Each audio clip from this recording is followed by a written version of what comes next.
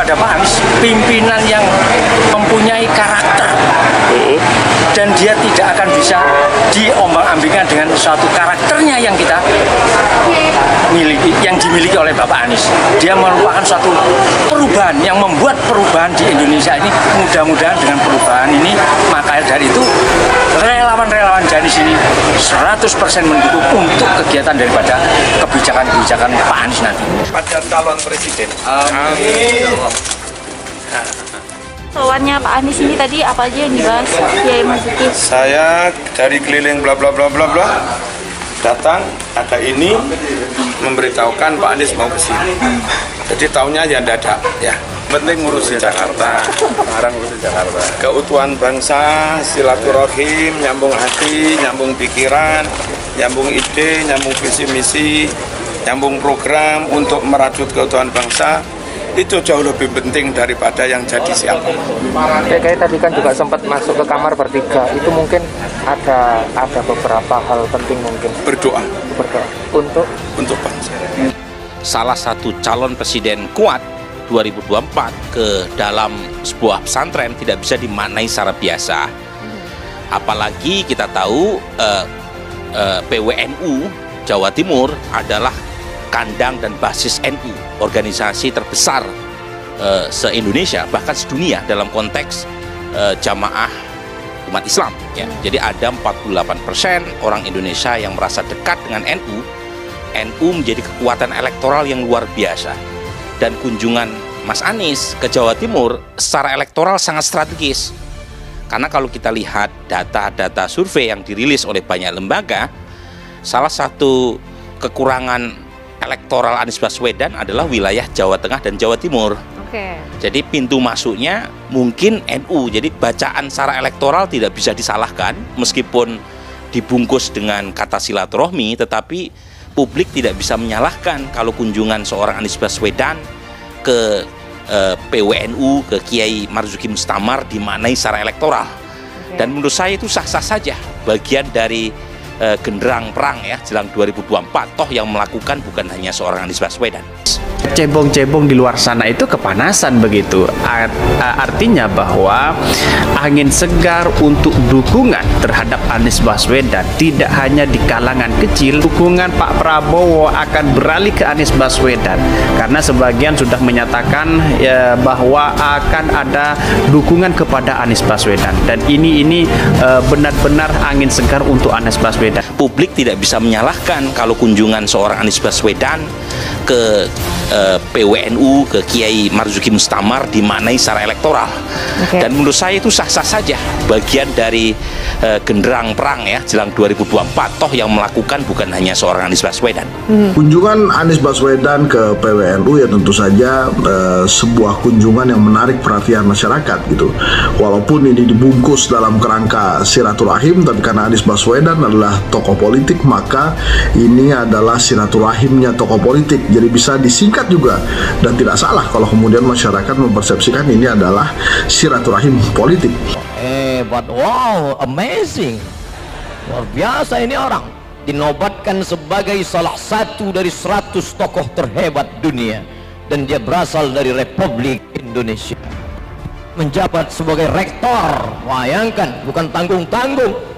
Dan ini orang, tadi saya sebelum ceramah di masjid yang mulia ini, saya ceramah di Masjid Agung Sunda Kelapa, khutbah Jumat, tausiah, dan tidak lupa makan. Ketika makan, mereka nanya, Ustaz nanti di mana? Di Masjid Al-Ma'mur Tanah Abang. Oh, Pak Gubernur hadir di sana. Iya. Apa kata mereka? Itu orang nggak pernah mikir jadi gubernur. Saya heran, nggak mikir kok jadi. Kira-kira kalau mikir gimana? Bukan saya ngomong ya, bukan saya ngomong. Jangan dipelintir nanti. Nanti di internet, ini banyak tukang pelintir nih. Ini bahayanya kalau tukang kepang rambut jadi nulis berita. Semua dipelintir. Saya tidak ada nyinggung-nyinggung masalah presiden ini. Topat saya, berhenti saya.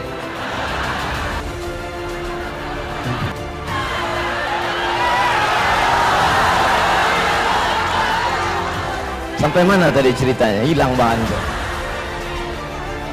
Itu orang Ustaz nggak pernah mikir.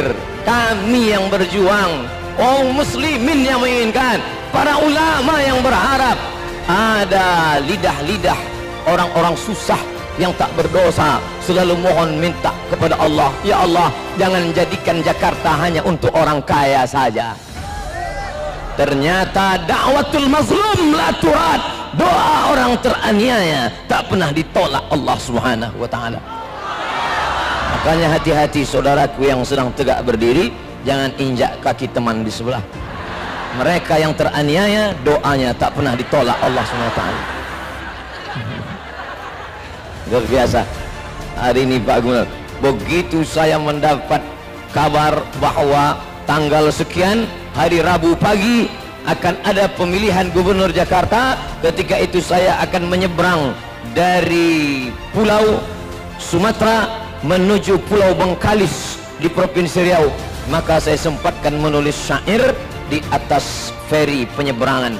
Sampai di seberang saya pun update status like and share.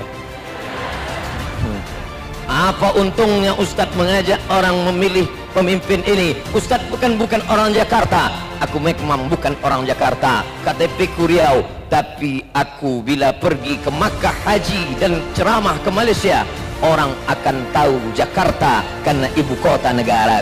Allahu Akbar.